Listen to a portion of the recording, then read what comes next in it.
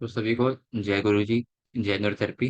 गुरु जी के चरणों में वंदन और उनसे आशीर्वाद लेते हुए कि जो हम आज क्लास लेंगे, मैं भी क्लास ही लूंगा वैसे, क्योंकि मैं भी गुरु जी से पढ़ ही रहा हूँ अभी। गुरु जी समझाएंगे हमें एनियन के बारे में आज, वो हमें समझ में आ जाए, बात पूरी पल्ले पड़ जाए बात, क्योंकि गुरु के बिना कोई बात पल्ले नहीं पड़ सकती। जो कि हमने स्पेशल क्लास भी की है, वो भी गुरु जी की कृपा है कि हमें समझ आ गई।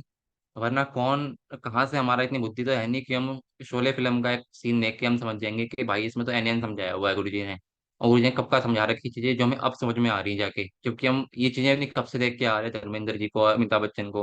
लेकिन क्या पता था कि इन फिल्मों में भी न्यूरोथेरेपी का ज्ञान कहीं ना कहीं तो छुपा हुआ है, डायग्नोसिस कहीं ना कहीं तो है। जहाँ देखेंगे वहीं डायग्नोसिस मिल जाएगा। जैसे जहाँ जहाँ देखने से परमात्मा मिल जाता है।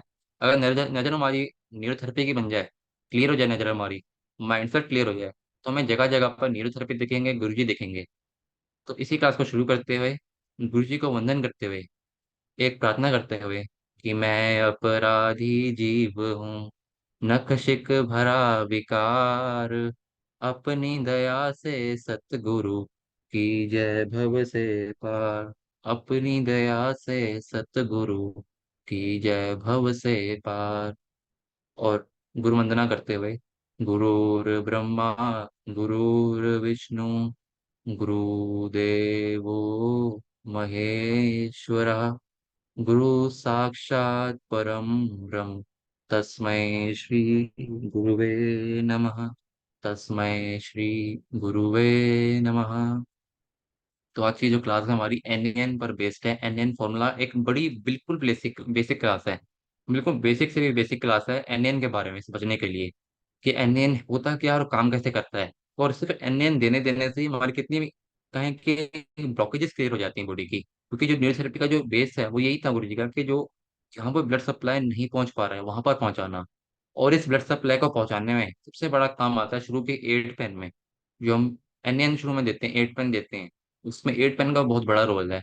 और अभी हम देखेंगे कैसे गुरु जी शुरुआती दिनों में, मतलब जब न्यूरोथेरेपी बन रही थी, न्यूरोथेरेपी चला रहे थे 80s में 90s में, जब इतना बहुत ज्यादा विकसित नहीं हुआ था, तब शुरुआती दिनों में गुरु जी पेशेंट को सिर्फ उसी उसकी अंग, जो अंग उकसाने होते थे उसको देते थे। या जो पेन पॉइंट उनको मिलता था जिसमें हल्का फुल्का दर्द मिल गया, जैसे गॉल ब्लैडर मिल गया, लीवर मिल गया, पेनक्रियास का पॉइंट मिल गया, उस समय ऐसा संख्या नहीं होती थी कि जैसे 3 गॉल 7 लीवर हो गया, 8 पेन 10 पेन 18 पेन हो गया, तब इतना ज्यादा नहीं था।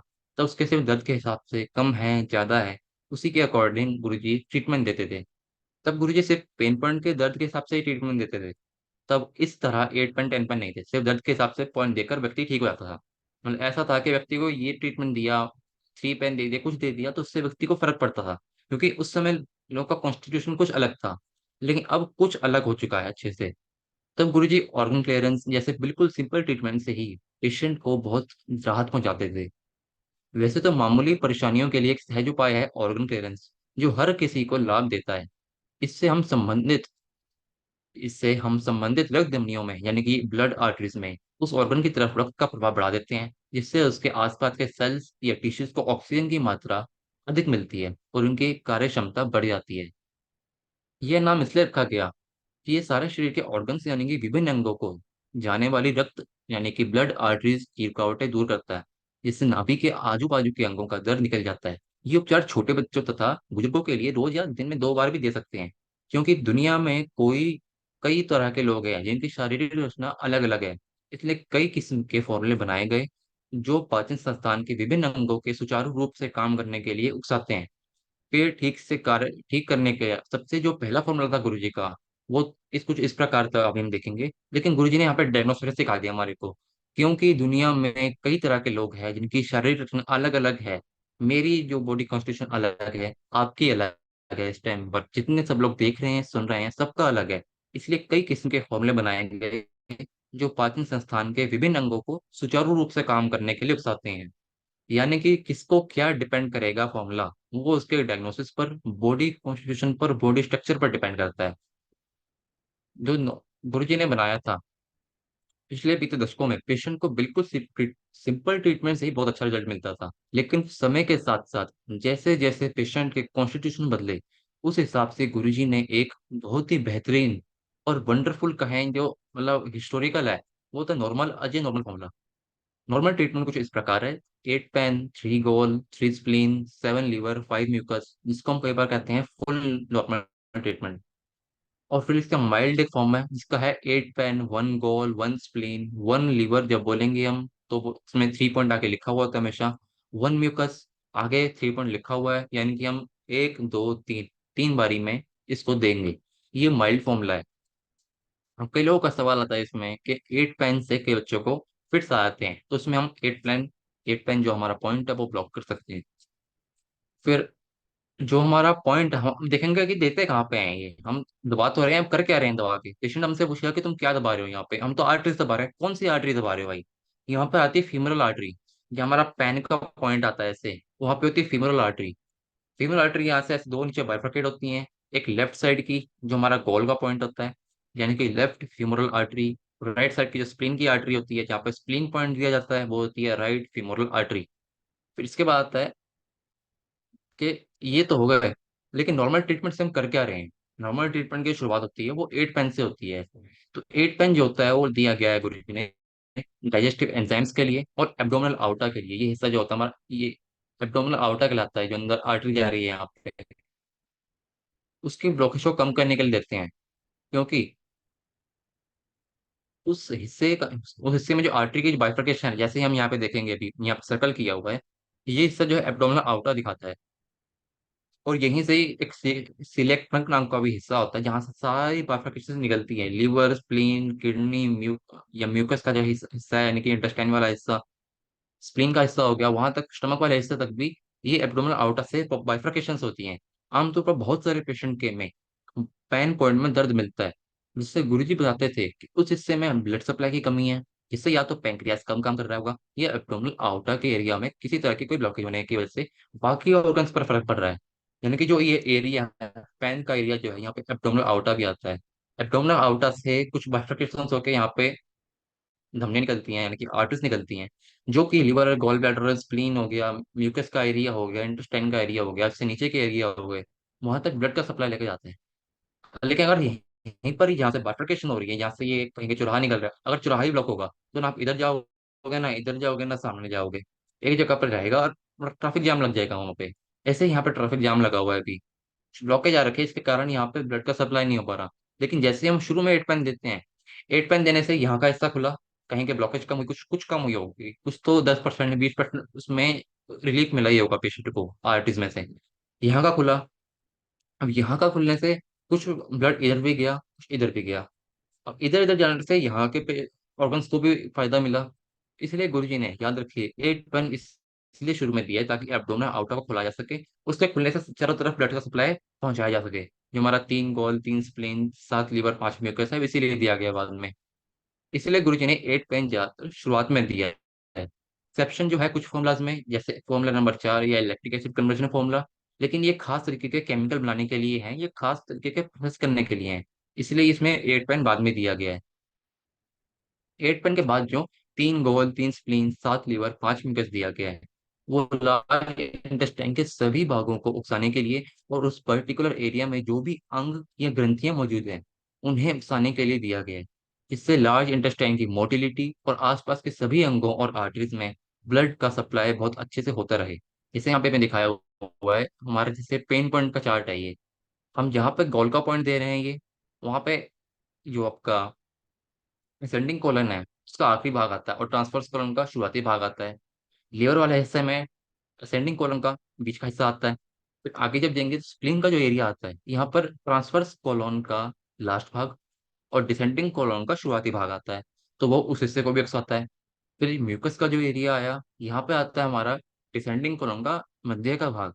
इसलिए चारों तरफ वो ब्लड सप्लाई पहुंचाएगा, चाहे स्प्लीन में पहुंचा रहा हो, चाहे इंटेस्टाइन में कोई जरूरत हो, चाहे गॉल ब्लैडर हो, चाहे इंटेस्टाइन कोई भी पार्ट हो, एनएन सब जगह पर काम कर रहा है एक ही टाइम पर। फिर आते हैं अजय नॉर्मल फॉर्मूला। देखिए एनएन का, देखिए कि एनएन का जो एक लय है, रिदम है, वो एक तरह में चलती है। ऐसे कई सारे फॉर्मूले हैं जो एक ही रिदम में चलाए होंगे, जैसे राउंड नॉर्मल हो गए, एलएसटीएफ हो गया, जो एक रिदम में काम करते हैं।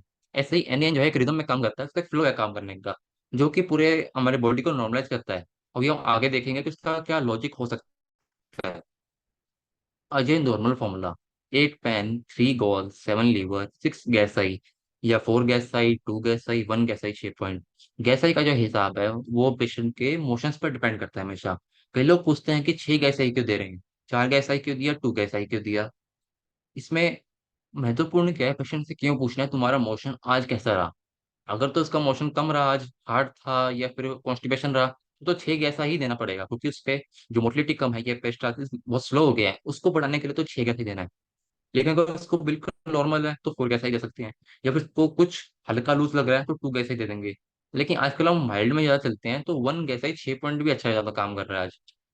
अजय नॉर्मल फॉर्मूला का उपयोग हम एब्जॉर्प्शन सुधारने के लिए करते हैं। इसके द्वारा हम जो भी खाना खाएंगे उसका पहले तो ब्रेकडाउन होगा, जो नॉर्मल फॉर्मूला ने कर दिया। स्मॉलर पीसेस में कन्वर्ट होगा, वो भी नॉर्मल फॉर्मूला से होते हुए आ रहा है। और बाद में स्मॉल इंटेस्टाइन द्वारा उसका एब्जॉर्प्शन ठीक हो, उसके लिए हमें गुरुजी ने जो दिया है वो है अजय नॉर्मल फॉर्मूला, जिसके परिणाम हम सभी ने देखे हैं, देखते आ रहे हैं और आगे भी देखेंगे। नॉर्मल ट्रीटमेंट जो है गुरुजी का दिया हुआ, हमने देखा अभी, इस फॉर्मूला से नॉर्मल फॉर्मूला कहा जाता है, क्योंकि ये पाचन संस्थान की ग्रंथियों को उकसाकर शरीर को नॉर्मल रखने में मदद करता है। ये सबसे आम फॉर्मूला है जो छोटी छोटी बीमारियों के लिए हर किसी को दे सकते हैं, एवं स्वस्थ व्यक्ति को भी अपने शरीर को संतुलित रखने के लिए दे सकते हैं। जैसे ऊपर कहा गया है, इस फॉर्मूला में ग्रंथियों को एक खास क्रम में उकसाया गया है, और फॉर्मूला को इसी क्रम में से देना है, ये ध्यान रहे। अगर क्रम में कुछ अदला बदल की, उस व्यक्ति को सख्त कब्जी हो जाएगी। हल्का सा भी 1 पॉइंट पीछे आगे किया तो वो आपका सीक्वेंस ही बिगड़ जाएगा, यहाँ का यहाँ हो जाएगा। तो हमें जबकि चलाना तो फिर सीधा चलाना है तो साइकिल तो सीधी चलेगी, उल्टे चलाने से हम पीछे रह जाएंगे। इसमें हर पॉइंट किसी मतलब से दिए गए हैं, जिसे हम समझेंगे।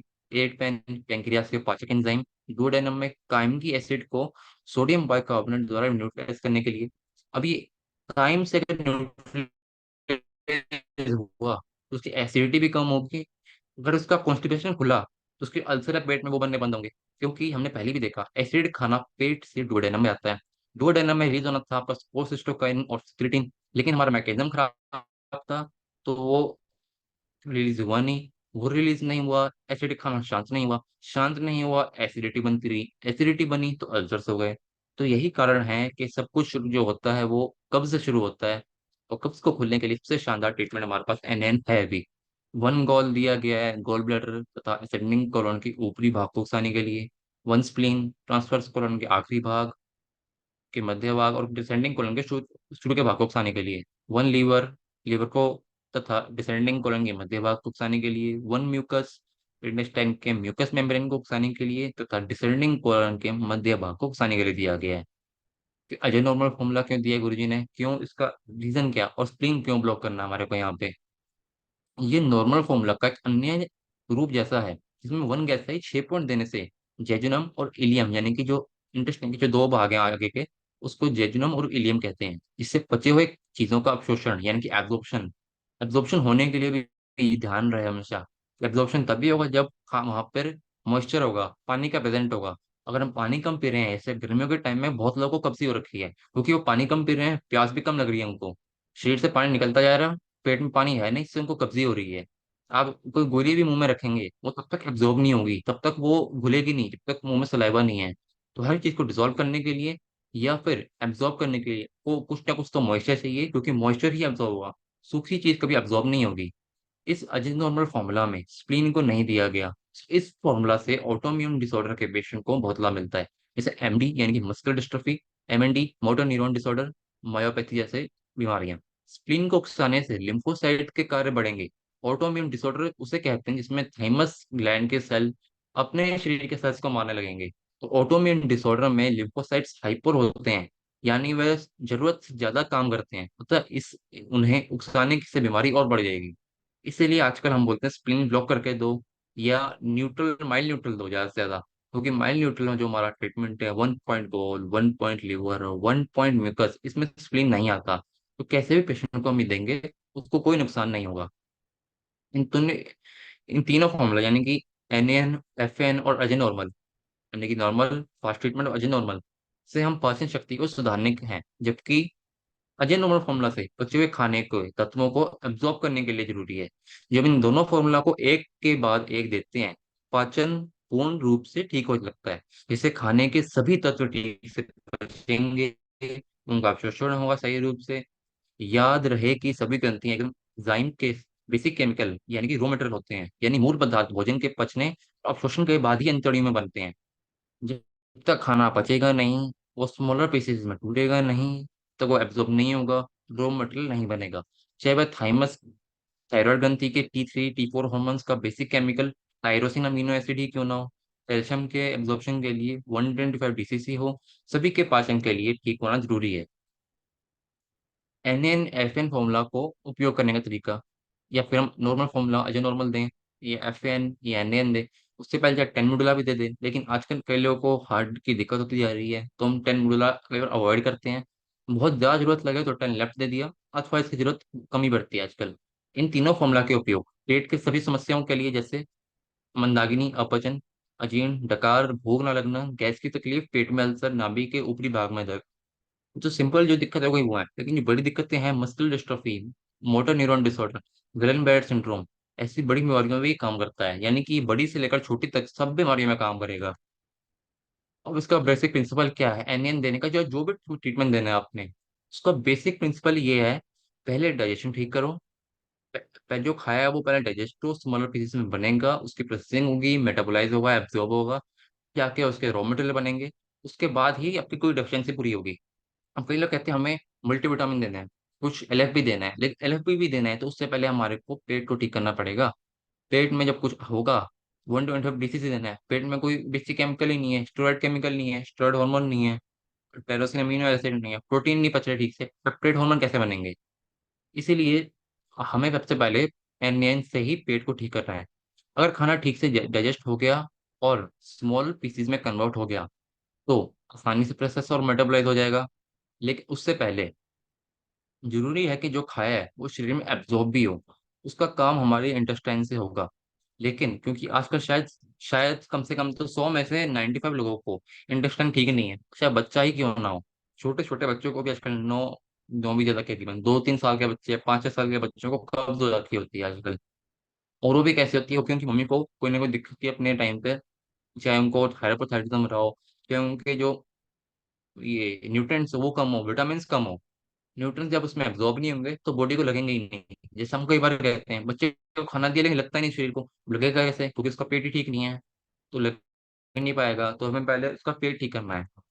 रॉ मटेरियल क्या होता है, अब जो भी आपने काम करना है उसके पहले कच्चा सामान चाहिए। आपको चाहे कोई चीज बनानी है, कोई बेड बनाना है, उससे पहले भी कच्चा सामान चाहिए आपको। कोई अलमारी बनानी है, उसके लिए पहले कच्चा लोहा चाहिए, उसकी प्योरिफिकेशन होगी, फिर वो प्रोसेस होगा, फिर आपके पास आएगा, आप गर्म करके ढालोगे, फिर कहाँ कहाँ जाते जाते एक कोई वस्तु बनकर तैयार होती है। हार्मोन जिस मूल पदार्थ से बनते हैं उनके आधार पर उनका वर्गीकरण किया गया है, उसको रॉ मटेरियल कहते हैं। सभी हॉर्मोन्स केवल 3 प्रकार के रॉ मटेरियल यानी कि कच्चे माल से बने हैं, और इन सबका ठीक से बनने के लिए भोजन का ठीक से पचना बहुत ज्यादा आवश्यक है। इनका हो गया पहला टायरोसिन अमीनो एसिड, कोलेस्ट्रॉल और पेप्टाइड प्रोटीन, जो कि हमारा शॉर्ट में बोले TAA के लिए है, आपका T3 T4 एड्रिनल मेडुला के लिए, एपिनेफ्रिन नॉन एपिनेफ्रिन यानी कि हमारा थायराइड जो हम देते हैं उसके लिए भी हमारे को रॉ मटेरियल चाहिए। हमारा जो स्वेट है, लेफ्ट स्वेट राइट स्वेट, उसके लिए भी गुरुजी ने बताया कि इसके लिए भी raw material tyrosine amino acid चाहिए। इसलिए हाँ हम बोलते हैं कि इनको शुरू में मत दो ज्यादा। चाहे जो लेफ्ट स्वेट है राइट स्वेट है, कोई जरूरत है तो दो, लेकिन शुरू के कम से कम 3-4 दिन तो मत दो। 3-4 दिन पहले उसको एन देके आप न्यूट्रलाइज करो। उसके बॉडी का रॉ मटेरियल जितना ज्यादा ग्रो कर सकता है उतना ज्यादा ग्रो करवाओ। फिर adrenal cortex, ovaries, testis, placenta के स्टेरॉइड हार्मोन, इन सबका रॉ मटेरियल कोलेस्ट्रॉल है। इसका प्रोसेसन हमारा पेट से भी होगा, लिवर, सबका चीज का मिला जुला रोल है इसमें। अन्य सारे हार्मोन जैसे insulin, oxytocin, parathormone, glucagon, vasopressin, जो हमारा 2 पारा है, गैस्ट्रिन जो हमारा पेट से निकलता है, इंटेस्टाइन एवन इंटीरियर पिट्यूटरी के हॉर्मोन्स जो हमारा थायराइड पी के हॉर्मोन्स है पूरे, वो सब बनाने के लिए पेप्टाइड प्रोटीन चाहिए, जो जो कि एक रॉ मटेरियल है। अगर खाना ठीक से ना बचे, उसका अगर रॉ मटेरियल बना ही नहीं, तो ये इस सब में कमी आएगी। इसलिए हमारे जो ट्रीटमेंट है नए न्यूट्रल देने से हर बीमारी में, चाहे डोपामिन की कमी भी क्यों ना हो, बड़ी बीमारी में भी इससे फर्क मिलता है, क्योंकि हमारे ट्रीटमेंट से रॉ मटेरियल बनना चालू होता है। जब रॉ मटेरियल बनता है तो ऑटोमेटिकली इसको फर्क पड़ता है। इसलिए कई बार हम देखते हैं कि सिर्फ एनियन दिया और इतना फर्क आ गया। इसलिए भी आ सकता है, और भी कारण हो सकते हैं, लेकिन हो सकता है इसका रॉ मटेरियल बन गया हो, रॉ मटेरियल बनते के साथ ही उसको अच्छा लगा हो। रॉ मटेरियल बनने से उसका पक्का माल बन गया, और कच्चे माल से पक्का माल बन गया। अंदर उसकी जो कहें कि मार धाड़ शुरू हो गई, कटाई शुरू हो गई, उसका पकना शुरू हो गया, कुछ भी कहें, शब्द शब्द कुछ भी हो, लेकिन हमारा एक एम यही है कि रॉ मटेरियल बन गया उसके शरीर में। जैसे घर बनाने के लिए पूरी प्रक्रिया होती है, ऐसे ही बॉडी में जो टारगेट हार्मोन बनाना है, उसकी भी इसी तरह की प्रक्रिया होती है कि पहले कच्चा माल आएगा। मान लीजिए अगर घर बनना है, ईंट आएंगी, रेत आएगा, बदरपुर आएगा, पानी चाहिए क्योंकि पानी से मिक्सिंग होगी सारी। अब पानी देखा इसमें मिक्सिंग हो रही है, घर बनाने के लिए जरूरी है, पेट में भी पानी जरूरी है, इसलिए 45 मिनट बाद पानी पीना जरूरी है। अगर पेशेंट है तो 1 घंटे बाद पी ले। इस सब की जरूरत पड़ेगी। पहली पहले तो इन्हें खरीदना पड़ेगा। हमने खाना खरीदा, नहीं, जहाँ घर बन रहा है वहां का लेके जाना है। खाना घर आ गया हमारे पास, खा लिया उसको। अब अगर सामने पहुंच भी गया तो मजदूर मिस्त्री कारीगर लोग चाहिए। तो खाना आ गया, उसको पकाना ही पड़ेगा। खा भी लिया तो पेट में पहले जाके उसकी प्रोसेसिंग होगी, जो उसे सही जगह इस्तेमाल करेंगे। और मिस्त्री सारी ईंटों को जोड़ेगा, एक बेस बनाएगा, स्ट्रक्चर खड़ा करेगा, उसके अंदर और काम करेगा। लेंटर भी पड़ गया, सब कुछ बन गया, पूरी लकड़ी लग गई, फ्रेम बन गए सबके। फ्रेम बना दिया उसने, और उसमें कांच के शीशे लगाएगा, दरवाजे लगाएगा। और उसमें अन्य कार्य होंगे, पहले डस्ट देगा तब जाकर एक घर बनेगा। इतने लंबे प्रोसेस में एक घर बनाया। और वो उसको एक एग्जांपल के रूप में देखेंगे हम। मान लीजिए अगर हमें थायराइड हार्मोन की प्रोसेसिंग दिखनी है इस एग्जांपल के साथ कंबाइंड, पहले हमारे को रॉ मटेरियल चाहिए जो खाने से हमारे को मिलेगा। आयोडीन हो गया, टेरोसिन अमीनो एसिड हो गया। इससे रिच खाना हमने खाया जो हम नॉर्मल खाते हैं, वो पेट में जाएगा। प्रिपरेशन होगी, प्रोसेस होगा उसका, आयोडीन इनटेक होगा। अब खाना आ गया, उसको मुंह तक लेके भी आना है, पेट तक लेके भी जाना है। तो उसमें खाना जो आपका पेट तक गया, वहां से आपके आयोडीन और टेरोसिन अमीनो एसिड खींचा गया, निकाला गया, उनकी प्रोसेसिंग हुई। प्रोसेसिंग हो भी गई और रॉ मटेरियल बन भी गया। पहले तो अगर आयोडीन भी है या कोई भी अमीनो एसिड है, उसको थ्रेड तक यहाँ पहुंचाना ही पड़ेगा। ये गुरु जी का एक प्रिंसिपल है कि जो केमिकल बना या नहीं बना, अगर बन गया तो अपनी जगह पर ठीक से नहीं जा रहा, अगर पहुंचा तो लेट पहुंचा या जल्दी पहुंच गया, इस वजह से दिक्कत आ रही है। तो सभी चीजों में आपके गुरु जी के प्रिंसिपल दिखेंगे आपको। गुरु कि अगर बन भी गया चीज, कोई रॉ मटेरियल बन भी गई, उसको कोई लेके तो जाए वहां तक। अगर कोई लेके जाने वाला नहीं है, अगर आपका जो ब्लड है वो एसिडिक कंडीशन में है ज्यादा, एल्कलाइन कंडीशन में, तो वो नहीं पहुंच पाएगा। पर अगर थायराइड हार्मोन सिंथेसिस जब होगा उसका, यहाँ पे आकर थायराइड में सिंथेसिस होगा, आपके लीवर में सिंथेसिस होगा। वहां पर आपका जैसे मिस्त्री होता है, उसने सारा घोल बनाया, फिर उसने ईंटें खड़ी की, दीवार बनाई पूरी, दीवारों में फिर वो स्ट्रक्चर खड़ा करेगा और सीमेंट लगा के बाद तराई करेगा, तो वो लंबी प्रोसेस चलती है। ऐसे हमारी बॉडी में जब रॉ मटेरियल सिर्फ बनाने के लिए एक बड़ी लंबी प्रोसेस चलती है। उस हमारे लिए चाहे छोटी हो या बड़ी हो, लेकिन एक पूरी प्रोसेस चलती है। अब आखिर में आके जब T3 T4 हॉर्मोन बनेंगे, उसको यहाँ तक जाएगा। और ये हमारा T3 T4 जो फाइनल प्रोडक्ट है, जैसे अभी बताया, घर बनाना फाइनल प्रोडक्ट है हमारा। जैसे हमेशा बिपिन जी बोलते हैं, घर बनाना बनाना तो बड़ा मुश्किल काम है, लेकिन तोड़ना बड़ा आसान है। हमने एनएन दे दे के पेशेंट का जो बेस था, जो स्ट्रक्चर था, वो खड़ा कर दिया। लेकिन जैसे ही परत भरी जी की, वो सारा स्ट्रक्चर उसने तोड़ दिया उसी टाइम पे। तो इसी के एक था कि अब बताने के लिए आपको कि कैसे हमारा रॉ मटेरियल काम करता है। जैसे घर बनता है पूरा, रॉ मटेरियल बन के कितनी चीजें लगती हैं, कितने लोग लगते हैं उसमें, जैसे हमारी बॉडी में कितने सिस्टम्स काम करते हैं सिर्फ एक हार्मोन को बनाने के लिए, इसका हमें शायद अंदाजा भी नहीं होगा अभी। इस हम अक्सर ऐसा देखते हैं कि लगभग हर बीमारी में हम एनएन फॉर्मूला का उपयोग करते हैं, और बहुत अच्छी रिकवरी होती है एनएन से। हमें एनएन से मिलती जो रिकवरी है वो वहीं से मिलनी शुरू हो जाएगी। अब जैसे हमने कई बार सुना है कि किसी कारणवश चाहे हमारा डायग्नोसिस खराब हो, गलती तो हमारी ही होगी। देखो, गुरु जी ने तो सही ट्रीटमेंट बना के दिया हमेशा, गुरु जी को कोई ट्रीटमेंट गलत नहीं हो सकता कभी भी। उन्होंने अपनी जगह सही बनाया, लोगों पर विश्वास दिलाया, उस पे रिजल्ट दिए वहां पे हमारे सामने सामने बुक में लिखे हैं रिजल्ट सारे। सीनियर्स बताते हैं कि रिजल्ट हाँ आते हैं इससे। तो कहीं ना कहीं तो गलती हमारी है कि हमारा या तो डायग्नोसिस गलत है, या हमने कोई ट्रीटमेंट गलत दिया है, कोई कुछ तो गलती की होगी हमने। अगर पेशेंट को किसी फॉर्मूला या पॉइंट से दिक्कत लगे, उसी समय एनियन देने से पिछले फॉर्मूला का असर कम हो जाएगा। इसका अर्थ ये हो सकता है कि हमारा ट्रीटमेंट, खासकर एनियन न्यूट्रल ट्रीटमेंट से, बॉडी ऑर्गन्स अपने आप बड़े, ये घटे हुए केमिकल्स को नॉर्मल लेवल पर लेके आती हैं। जैसे हम देखते हैं कि कोई दिक्कत हुई, पॉइंट लीवर तो ज्यादा से ज्यादा पॉइंट लीवर इन्फेक्शन है, तो पॉइंट लीवर तो क्योंकि लीवर के कफर सेल्स क्या करेंगे, कफर सेल्स लीवर के जो भी चीज बड़ी हुई होगी, सिंपल भाषा में उसको कम करेंगे। और जो चीज कम होगी, तो लीवर के अन्य केमिकल्स निकल के उसको पूरी कर देंगे। क्योंकि लिवर के पास हर चीज का एक, जैसे गुरुजी ने बोला है कि हर एक केमिकल दो से अधिक जगहों पे बनता है। इसी तरह हमारे जो एन फॉर्मूला है, न्यूट्रल है, वो देने से जो बड़ी चीजों को घटाता है, और घटी हुई चीजों को उनके नॉर्मल लेवल पर आकर लगता है। एक और महत्वपूर्ण उपयोग जो एन का हम देखेंगे, अगर हमारे किसी भी उपचार से पेशेंट को विपरीत असर हो गया, ऑपोजिट रिएक्शन हो गया। करना ये था, हो तो ये गया। गलती से हमारी है, मैं फिर बोलता हूँ। तो पहले दिन दिए गए ट्रीटमेंट के विपरीत असर को नॉर्मल करने के लिए, यानी सामान्य करने के लिए भी एन या एफ ले सकते हैं। इसके बारे में एक घटना भी है 2021 की। चंडीगढ़ में एलिमेंट्री कैंप दूसरा दिन था। बहुत प्रचार किया गया, भीड़ काफी अच्छी थी, दोपहर का भोजन चल रहा था। उस समय भीड़ में से एक औरत आई, कहने लगी कि मेरे बच्चे को स्कूल जाना है, मेरे को जल्दी है, अब मैं इंतजार नहीं कर पाऊंगी, अब मेरे को ट्रीटमेंट जल्दी दे दो। कल जो ट्रीटमेंट दिया मेरे को बहुत अच्छा लगा उससे, सो आज भी वही दे दीजिए। भीड़ बहुत होने लगी। इस कारण गुरुजी डिस्टर्ब करना उचित नहीं था, तो उन लोगों ने टाइम जो भी थेरेपिस्ट रहे होंगे उन्होंने वहां पे उपचार दिया कल वाला जो पहले दिया था।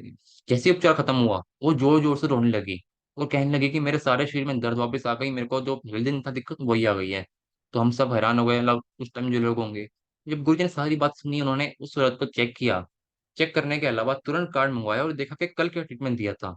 वो ट्रीटमेंट देने के बाद गुरुजी ने पहली बात ये कही कि पेशेंट के कहने पर अपने कार्यशैली मत बदलो। अगर उन्हें बहुत जल्दी है तो बेशक उनको उपचार दिए बगैर अगले दिन यानी कि दूसरे दिन ट्रीटमेंट दो, लेकिन किसी भी हालत में अपना पेन पॉइंट देखे बगैर उपचार नहीं देना। दूसरी बात यह है कि अपने ट्रीटमेंट से किसी को अच्छा ना लगे तो एनएन का एक उपचार दें, उसे उससे आराम मिल जाएगा।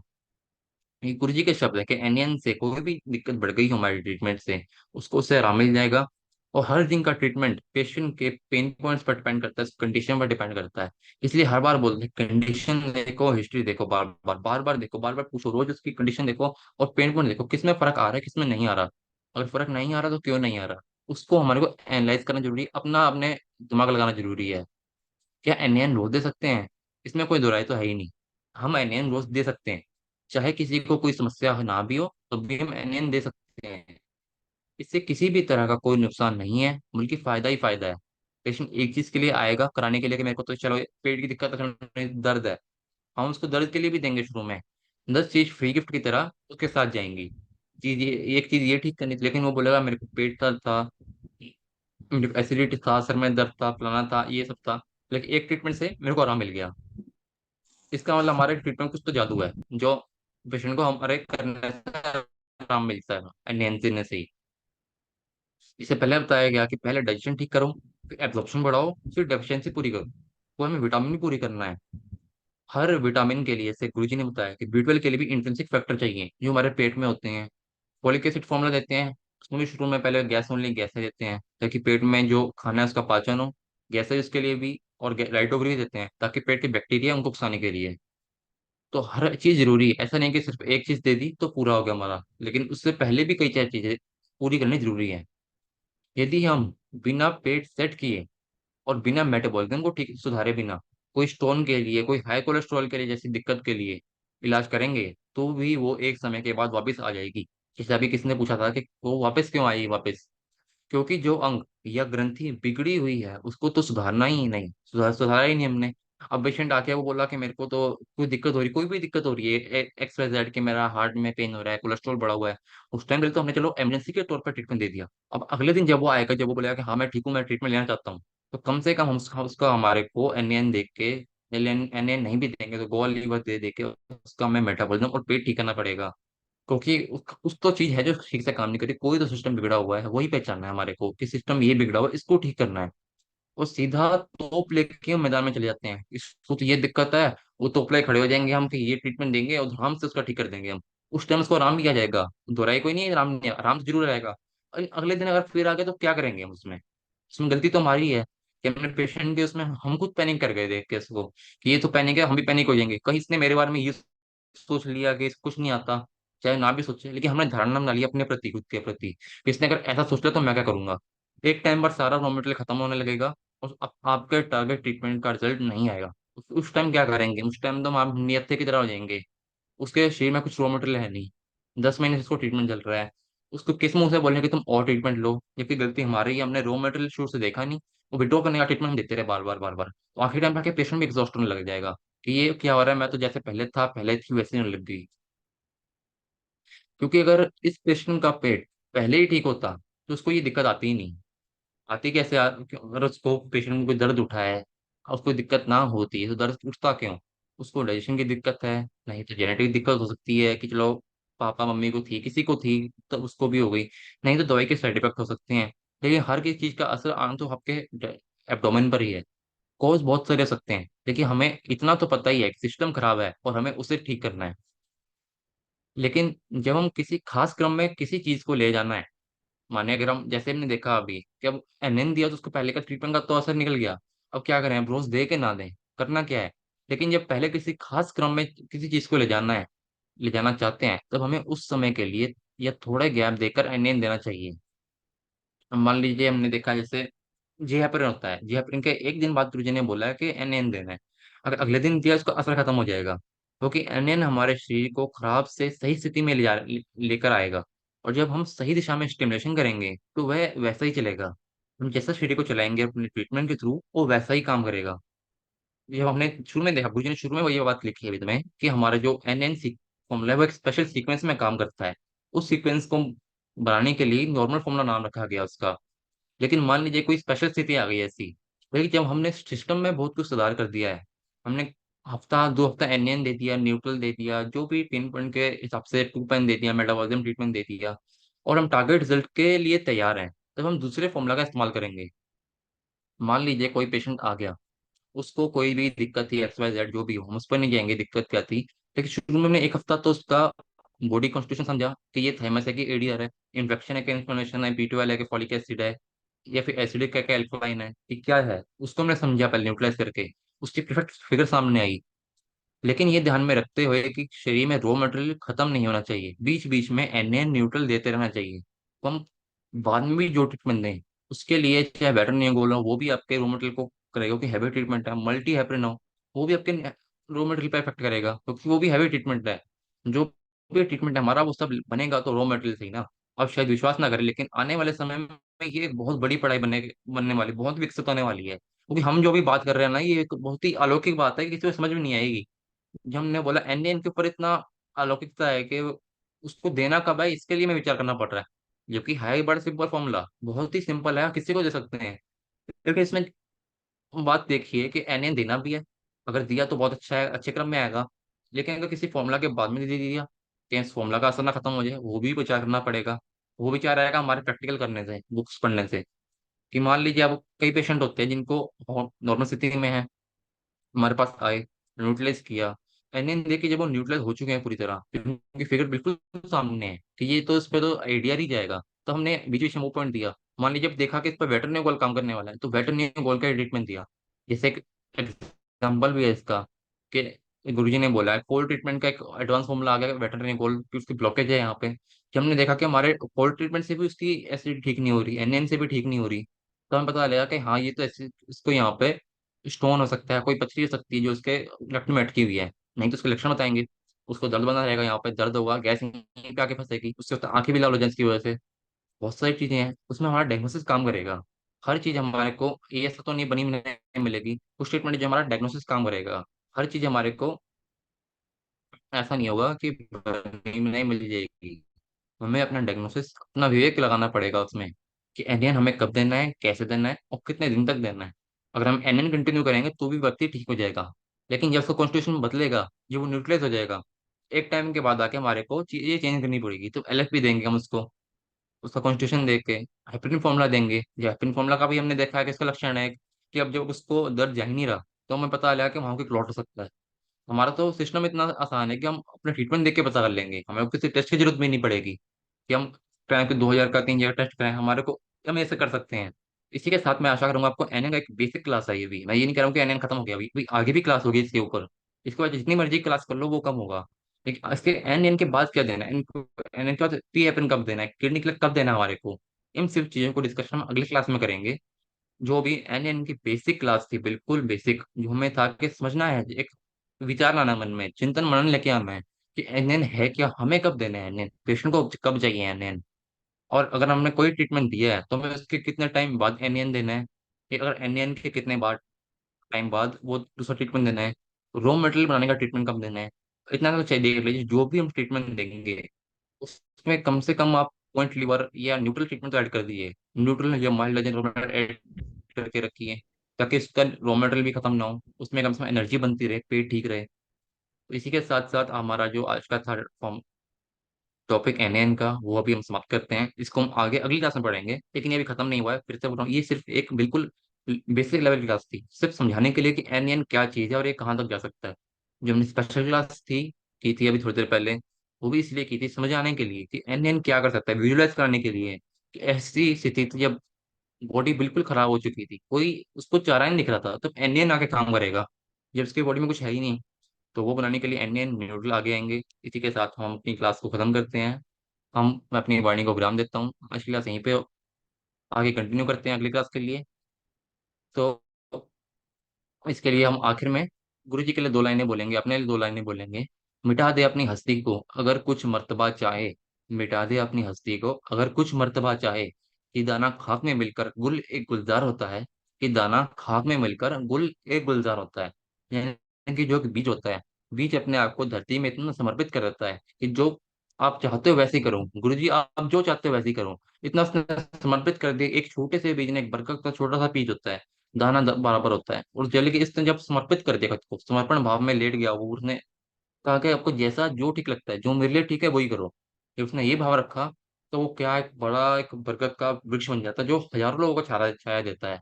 तो हमें भी ऐसे ही समर्पण का भाव रखना है अपने ऊपर, कि अपनी हस्ती को मिटा दिया, हमने खुद को मिटा के गुरु जी को समर्पित कर दिया कि जो हो से आप हो, आपके सिवा कुछ नहीं है।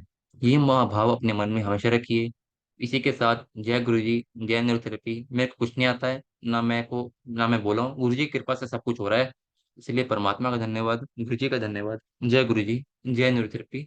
गुरु जी की कृपा आप सब पर हमेशा बनी रहे। सबका धन्यवाद। परमात्मा का धन्यवाद, यूनिवर्स का धन्यवाद, सभी दिव्य ऊर्जाओं का धन्यवाद। सबका धन्यवाद।